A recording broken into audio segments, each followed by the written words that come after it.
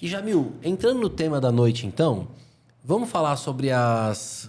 Coisas da legislação penal que não fazem sentido. Exatamente. Qual que é a primeira que você trouxe para falar com a gente? A gente tem o artigo 227, mediação para servir a lascívia de outrem.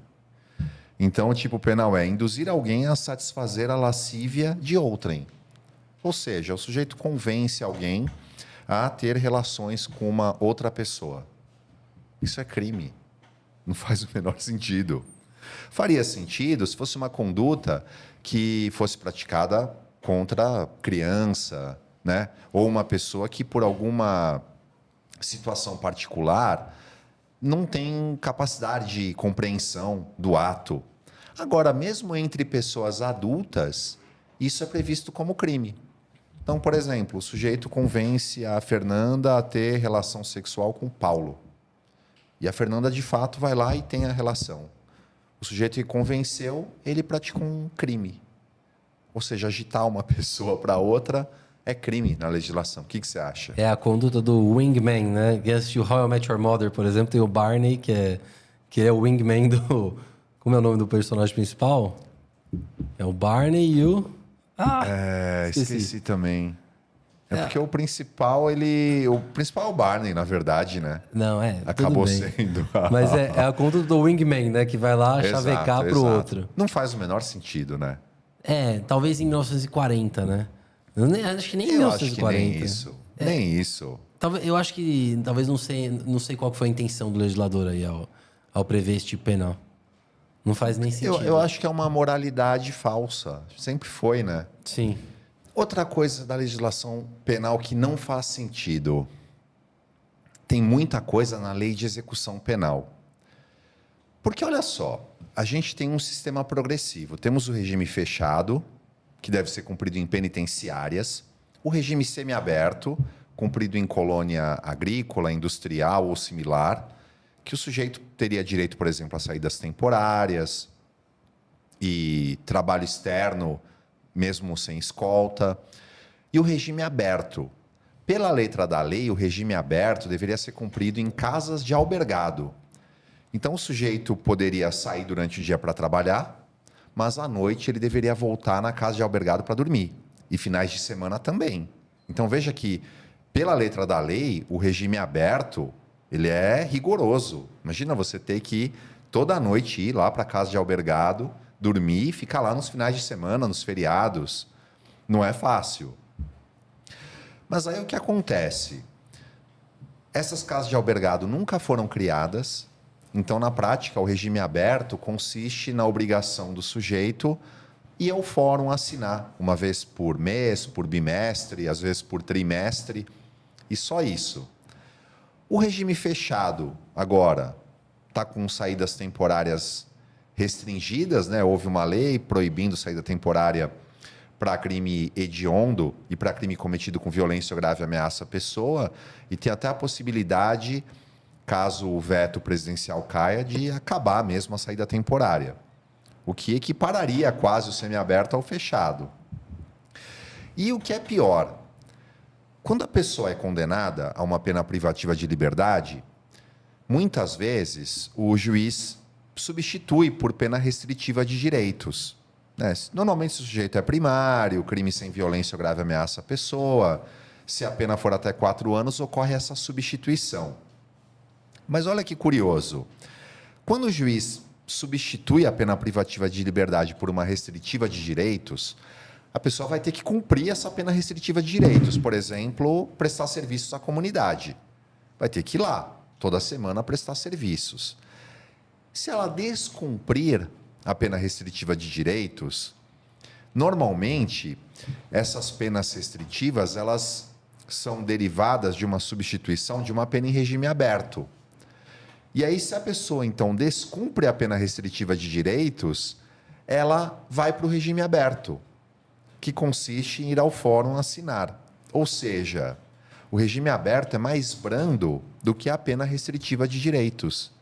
Então, muitas vezes, para a pessoa, é benéfico descumprir a pena restritiva de direitos para ser reconvertida em regime aberto e ela não precisa fazer nada, só ir ao fórum assinar. Não faz sentido. O mais correto seria que o regime aberto fosse mais gravoso do que a pena substituída. E não é assim. Por isso que eu acho que a execução penal deveria passar por uma reforma ampla. Talvez acabar com o semiaberto, a gente teria um regime fechado e um regime aberto com monitoração eletrônica, regime aberto cumulado com pena restritiva de direitos. Aí a gente conseguiria resolver essas distorções. Não estou dando uma solução pronta e acabada, estou aqui pondo o tema para discussão. Mas que é muito estranho do jeito que está, né? Mas supondo que a fiscalização fosse eficaz e séria, né? Teoricamente, se o cara está no regime aberto, final de semana ele tem que ficar recluso em casa e à noite também, né? Sim. Se ele está prestando serviço à comunidade, ele pode sair de final de semana. Sim. Só que a fiscalização praticamente não há. Né? E essas pessoas estão na rua como se não nada tivesse tivesse nada. sofrendo Exatamente. nenhum tipo de pena, só na prática vai para o fórum e assina e acabou. Exatamente. Eu acho que o regime aberto precisaria de monitoração eletrônica mesmo. Eu acho que investimento em monitoração eletrônica é uma das soluções que a gente tem para o problema da... Porque ninguém cumpre mesmo. Regime aberto é basicamente liberdade, né? Hoje em dia. O semiaberto também não é correto, né? Porque os estabelecimentos que se cumprem o semiaberto não são estabelecimentos adequados, né? Deveria ser colônia agrícola, não é isso? Sim. E não existem. Do praticamente. Semiaberto? Ou as que... Não, em São Paulo tem, né? Mas em alguns estados não tem semiaberto. Até eu fui dar uma palestra em Manaus e os alunos me falaram que lá não tem estabelecimento de semiaberto. Então, quando o sujeito é condenado e vai para o semiaberto, ele fica em casa. Em Manaus, o semiaberto é igual ao nosso aberto. E sem monitoração eletrônica? Sem. Nossa. Então, eles estavam falando que o advogado lá... Os alunos eram advogados, né? Por acaso. E eles estavam comentando que eles comemoram. Quando é o semiaberto, já fala para o cliente, conseguimos. Assim, você vai ficar em liberdade, vai ficar em casa, né? É um absurdo, né? Ó, o Emerson Ribeiro deixou uma pergunta aqui, Jamil, que eu acho que até uma vez você já falou sobre isso, que é muito interessante. Qual o sentido do furto com emprego de explosivo ser hediondo e o roubo com emprego de explosivo não ser hediondo? Nossa, boa, hein? Como é o nome dele? Emerson Ribeiro. Emerson Ribeiro. Lembrou de mais uma coisa da legislação penal que não faz sentido. Porque, de fato, né? O sujeito que furta mediante emprego de explosivo pratica um crime hediondo. Então, ele vai até uma agência bancária, instala uma bomba, explode o caixa eletrônico e saca o dinheiro. Já o sujeito que pratica um roubo com emprego de explosivo é mais grave, porque o roubo é um furto com violência ou grave ameaça. Então, ele vai até a agência bancária, rende o segurança, instala a bomba, explode o caixa eletrônico e saca o dinheiro. Aí não é crime hediondo. Não tem o menor sentido, né? Realmente. E vocês estão nos assistindo, coloquem aí no chat mais coisas que vocês acham que não fazem sentido no direito penal, que nós vamos procurar comentar aqui também, tá? E não deixem de compartilhar também essa live com outras pessoas para que mais gente possa ter acesso a esse conteúdo. Uma coisa que eu queria dizer também, que não faz sentido para mim, é a seguinte: você sabia que rifa é contravenção penal? Fazer rifa é proibido? Olha, acontece direto, né? Um monte de gente faz rifa e muita gente não sabe que, teoricamente, não pode. Bingo também. Não, e bingo, não só bingo desses enormes. Bingo de festa junina? Bingo, não pode também. Teoricamente não. Na prática, acaba que você dificilmente vai ver condenações, vai ver processos com relação a rifas de pessoas aí que rifam o próprio carro, rifam a moto aí para fazer um dinheiro. É difícil ter processo, mas pode acontecer, porque é ilegal. E outra coisa, se você participou de uma rifa e a pessoa não te pagar o prêmio, você não tem direito a cobrar na justiça o prêmio, porque é ilegal de qualquer forma. Então, cuidado, se você pretende fazer uma rifa, procure um advogado antes. Eu até uma vez fiz um parecer para uma empresa que queria fazer um site de rifas, né? E falei, olha, com a legislação atual é impossível. Não tem como fazer. Você já pegou algum caso de rifa, Jamil? Não, nunca. Nunca. Os que eu pesquisei, que teve condenação, normalmente estavam atrelados a outros crimes. Por exemplo, a polícia foi a um bar onde ocorria tráfico de drogas e também se fazia rifa. Aí a pessoa acaba... Agora, condenação só por rifa, eu nunca vi também. Também nunca vi. Embora seja plenamente possível, né? E um outro detalhe. A pena é maior do que a do jogo do bicho. Nossa, não tem sentido. Não faz o menor sentido. Né? E aí, Jamil, o que mais que não faz sentido no direito penal? Crime de estupro contra pessoa de 14 anos, no dia de aniversário dela, de 14. Porque, olha só, não é estupro de vulnerável porque a vítima não é menor de 14, no dia de aniversário dela, de 14. Mas aí vem a questão, é um estupro simples ou estupro qualificado? O problema é que o legislador estabeleceu que o estupro é qualificado quando a vítima é maior de 14. No dia de aniversário de 14, ela não é maior de 14. E aí cria-se uma situação bizarra. Pela letra da lei, então, o sujeito estupra uma pessoa de 17 anos, estupro qualificado. Se ele estuprou uma pessoa de 14, no dia de aniversário dela de 14, estupro simples. Não faz o menor sentido. Alguns defendem que tem que ser assim mesmo, porque houve um cochilo do legislador. Eu entendo que não. Aí temos que aplicar uma interpretação extensiva, porque se é punível como estupro qualificado, aquele praticado contra a pessoa maior de 14, com mais razão, tem que ser também aquele praticado contra a pessoa com 14 anos exatos.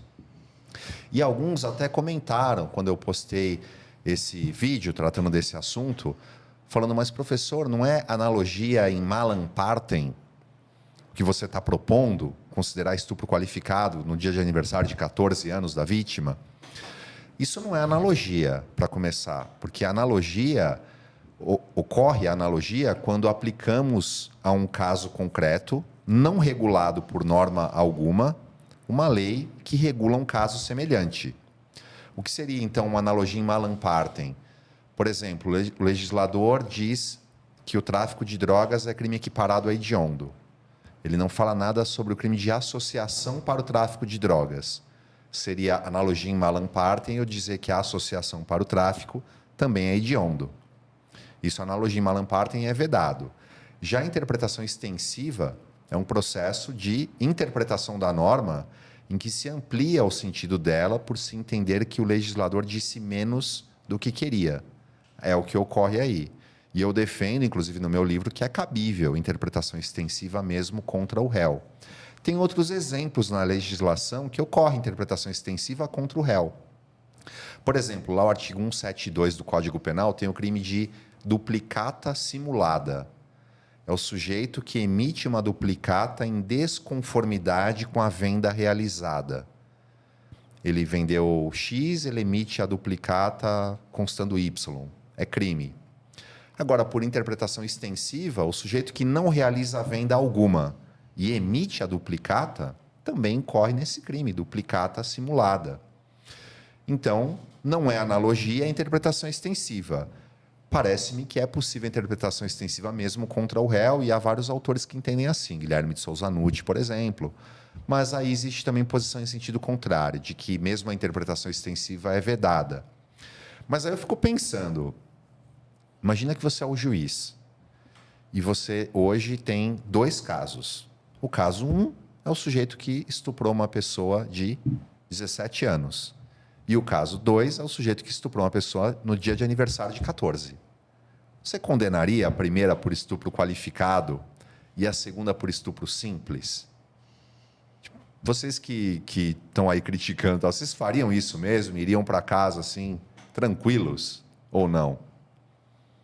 É uma pergunta difícil, porque se a pessoa é legalista ao extremo, assim, entende que não pode realmente interpretar de maneira extensiva, ela vai para casa tranquila, porque ela está aplicando o que ela entende que é a lei, né? Mas ela aplicou uma pena mais grave para quem Sim. praticou um crime mais Ah, mas isso aí acontece Sim, direto, mas aí, né? mas aí Aquele eu exemplo acho... que eu dei da adulteração de o cara que põe uma fita isolante na placa vai pegar 3 a 6. O cara que espanca alguém até quebrar o braço e a perna vai pegar 1 a 5. Mas para aplicar uma solução dessas, eu prefiro uma outra solução, então. Se eu fosse da linha que entende não, a interpretação extensiva não pode, não pode, não pode, eu afastaria a Dá o simples qualificadora para os dois. para os dois e falaria: olha, como no dia de aniversário de 14 é simples, com mais razão também é simples se a vítima tem mais de 14.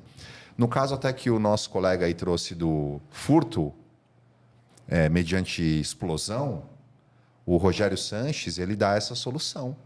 Ele fala no livro dele, ele fala, olha, como o roubo mediante explosivo não é hediondo, o furto mediante explosivo também não pode ser. Tem que afastar a hediondez.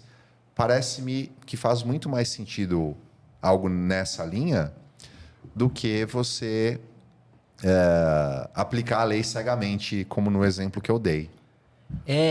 Tem um outro caso que isso acontece. A justiça, às vezes, ela precisa ser... Como é que eu posso dizer? A justiça, às vezes, precisa ser criativa, né? Porque você pega, por exemplo, o artigo 273 do Código Penal, ele fala o quê? Que é crime você falsificar ou adulterar remédios. E a pena desse crime é de 10 a 15 anos. É a maior pena mínima do Código Penal, se eu não tirando o homicídio qualificado, assim, para crimes que não envolvam morte, a maior pena mínima do Código Penal. E aí vem a jurisprudência e faz o quê? Olha, não dá para aplicar essa pena, porque o tráfico de drogas tem pena mínima de 5. Como é que você vai falar que a adulteração de remédio tem que ter pena mínima de 10? E a justiça já consolidou o entendimento de que se aplica a pena do tráfico de drogas nesses casos. Então, às vezes, o juiz precisa ser criativo mesmo, porque o legislador falha e falha feio, né? Ah, sim. Esse Principalmente no Brasil, é o que mais tem. É complicado, porque o juiz precisa meio que sambar ali com a lei que a gente tem, né? Ele tem que dar uma solução para o caso concreto. Independente da dificuldade, a função dele é essa, né? Muito difícil. Outra coisa que não faz sentido, o artigo 234 pune a conduta de fazer, importar, exportar, adquirir ou ter sob sua guarda para fim de comércio, distribuição ou exposição pública, escrito, desenho, pintura, estampa ou qualquer objeto obsceno. Imagina isso, você adquirir, ter sob sua guarda um objeto obsceno. Tem que fechar o sex shop. Exato, exato. Qualquer tipo de pornografia, em tese, revistas, todo esse tipo de conteúdo estaria criminalizado aqui no artigo 234. E até hoje não revogaram esse artigo. Está lá. Mas talvez porque o Código Penal de 1940 era outra época, né? Outra época, mas já deu tempo, né, de revogar essas figuras. Outra figura também, manutenção de casa de prostituição. É crime no Código Penal. E todos sabemos que você sai na rua e em toda esquina tem uma. No entanto, o Código Penal ainda defende essa moralidade pública, uma criminalização totalmente de fachada, que não tem qualquer eficácia, e prevê a permanência desse crime. Né? E esse crime ainda continua lá no Código Penal. Embora tenha julgado do STJ restringindo a aplicação dessa figura penal, dizendo que só é possível o reconhecimento dessa conduta de manutenção de casa de prostituição se houver exploração sexual no local. Exploração no sentido de que as pessoas que lá estão encontram-se coagidas ou não têm capacidade de compreensão do que está acontecendo, menores, por exemplo. Aí sim é possível a configuração do crime. Mas fora isso, não. Um julgado interessante do STJ. Um outro crime que ainda está no Código Penal é aquele de permitir que alguém menor de 18 anos frequente, por exemplo, casa de pessoa viciosa ou de má vida. O que seria isso, né? Espetáculo capaz de pervertê-lo ou ofender o pudor. Mendigar ou servir de mendigo para excitar a comiseração pública. Isso são crimes assim que estão lá ainda desde 1940 e que, na verdade, Não tem aplicação prática, né? Exato. A contravenção penal de vadiagem, por exemplo, está lá ainda na lei de contravenções penais, né? Olha o que ela diz, ó. Entregar-se a alguém habitualmente à ociosidade, sendo válido para o trabalho, sem ter renda que lhe assegure meios bastante de subsistência ou prover a própria subsistência mediante ocupação lícita. Ou seja, você não pode ser desempregado que você está cometendo uma contravenção penal de vadiagem. Como é que isso não foi revogado ainda, né? É surreal a nossa legislação. Esse episódio é muito interessante porque ele traz questões assim que, se você parar para pensar, não é só não fazem sentido. Ninguém parou para falar no Congresso assim, olha, a gente tem um monte de dispositivos penais aí que precisa fazer uma limpeza. Isso é mais importante do que muitas alterações legais que eles fazem. Sem dúvida. E qual que é mais uma que você trouxe aí, Jamil? Você sabia que é crime fabricar açúcar em casa? E o sal? Sal não. Sal tudo bem. Talvez porque diabetes seja pior do que pressão alta. Mas tem um decreto-lei da década de 60 que até hoje não foi revogado e criminaliza a conduta de fabricar açúcar em casa. Esse decreto-lei não tem mais aplicabilidade, mas ele está lá formalmente em vigor. Até hoje não foi revogado. Tem outras questões criminais que a lei até faz sentido, mas a aplicação da lei muitas vezes não faz. Eu peguei um caso já, por exemplo, Jamil, de um senhor que tinha uma loja de brinquedos, né? E a polícia chegou lá e viu que um dos brinquedos que ele vendia ali estava sem manual em português, só estava com manual em inglês. Era um brinquedo importado. E foi preso em flagrante por crime contra a relação de consumo, porque o produto está em desacordo com a norma. E isso acontece muito em restaurantes também, supermercados. Às vezes eles acham ali um produto vencido, que muitas vezes até não foi de propósito, né? E a pessoa vai para a delegacia, prisão em flagrante, né? Ela pode responder tanto pela forma dolosa como pela forma culposa, sem intenção, mas que é crime, é. Então, muitas vezes a gente vê também a lei ser aplicada de uma forma muito ferrenha, principalmente quando a pessoa não tem, como é que eu posso dizer, conexões ali, né? Não tem força para brigar. Mesma coisa que acontece nos casos de furto, né? Você vê aí, o que para mim não faz o menor sentido? Um sonegador, uma pessoa que deve milhões e milhões aí para o governo em impostos e comete crime contra controle tributário, frauda tudo. Se ele for lá e mesmo depois de condenado pagar o tributo, mesmo depois de condenado em primeira instância, por exemplo, extingue a punibilidade. Agora uma pessoa vai ao mercado, furta alguma coisa ali e aí não adianta devolver. Vai responder processo e é ação penal pública. Isso aí para mim também não faz o menor sentido. Sabe o que não faz o menor sentido? Você não se inscrever no canal para acompanhar aqui nossas lives todas as terças-feiras. Muito bom, muito bom. Inscrevam-se no canal, nos ajudem aí compartilhando. O Jamil falou que vai dizer a idade dele, né, Jamil? Se a gente chegar a 20 mil inscritos. Algum dia eu vou. Quando a gente atingir 100 mil inscritos, chegar a plaquinha do YouTube, eu falo a minha idade. Ótimo. Plaquinha prata do YouTube. Você sabia que o artigo 306 do Código Eleitoral pune a furada de fila no dia da eleição? A furada de fila no dia da eleição está prevista como crime, lá no artigo 306 do Código Eleitoral. Acredite se quiser. O Emerson Ribeiro comentou aqui, ó. O calote também é crime, tá lá no artigo 176 do Código Penal. 176, ele fala de tomar refeição em restaurante ou alojar-se em hotel ou utilizar de meio de transporte sem dispor do recurso para efetuar o pagamento. Então, veja... É o crime da pendura, né? Exato. Mas não é um mero inadimplemento. A pessoa tem que, quando entra no restaurante ou quando entra no transporte, já saber que não tem dinheiro para pagar. Porque se ela tem dinheiro para pagar e decide não pagar, por algum motivo, porque não gostou da comida, ou porque o motorista do transporte ele foi rude com ela, vira uma questão cível. Tem que ser processado na justiça civil, não é crime. Mas muita gente acha que se você não não pagar mesmo tendo dinheiro é crime, mas de fato só é crime se você não tiver o dinheiro para pagar e mesmo assim entrar no restaurante, sentar lá e comer. É isso que os alunos da Pendura alegam, né? Os alunos do direito, comumente, eles vão em restaurantes, fazem a refeição e cantam a música e querem sair sem pagar. Você nunca fez, né, Jamil? Nunca fiz, nunca fiz. Eu nunca fiz mesmo. Eu nunca fiz mesmo. Ah, pô, não é possível. Nunca fiz, nunca fiz. A gente tentava, nunca dava certo. Não, hoje em dia eu não faria, mas no primeiro ano Fez. de faculdade, pô. Eu lembro que teve uma vez que a gente foi para fazer, fomos numa churrascaria. Tava eu, o André Norberto, que veio aqui, outras pessoas.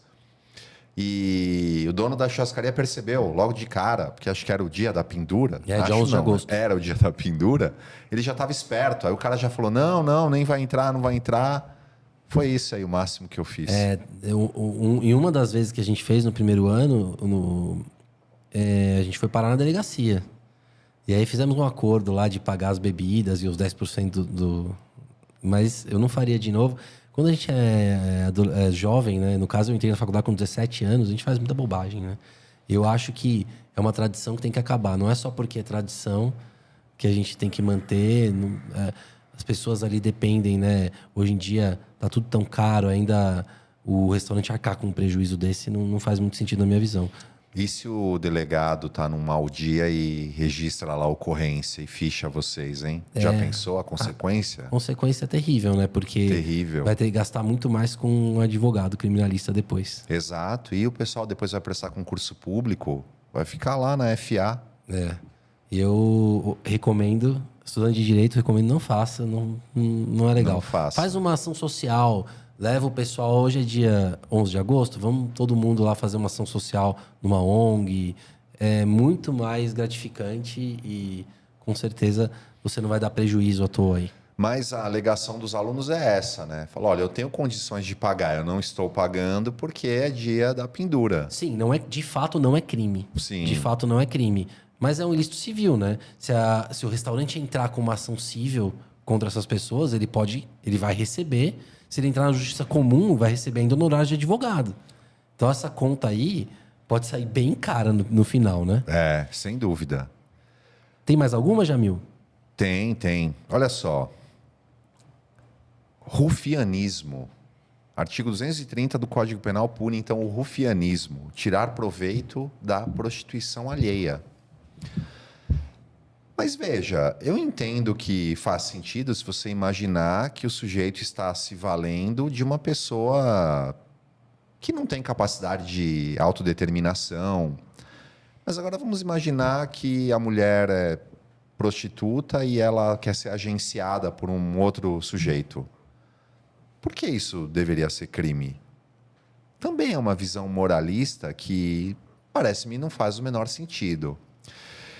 E essa figura ainda acaba gerando um problema, porque as pessoas que trabalham nessa área acabam não conseguindo fazer isso na legalidade, aos olhos da lei.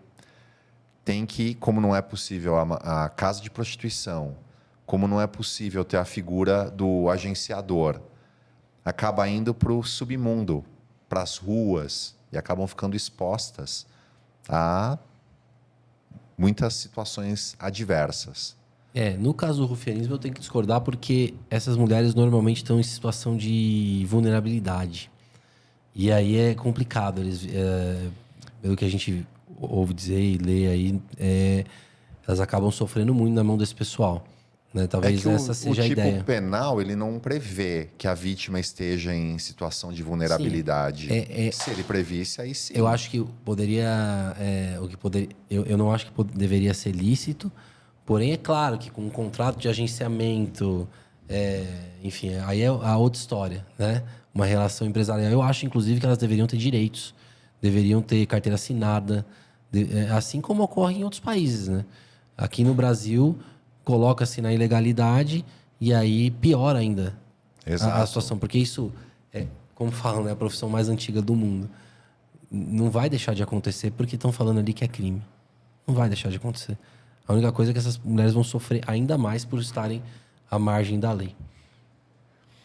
O Nutt, ele tem um livro muito interessante sobre esse assunto. Eu não lembro o nome agora, mas é fácil de achar. E vocês colocarem crimes sexuais, Guilherme Nucci. E ele fez uma pesquisa de campo bastante ampla com profissionais do sexo e chegou a muitas conclusões. Uma delas é que a grande maioria é agenciada e não são pessoas absolutamente que estão nessa situação de vulnerabilidade. São mulheres que querem trabalhar nessa área por razões diversas. E tem um sujeito lá que é um empresário e assim é.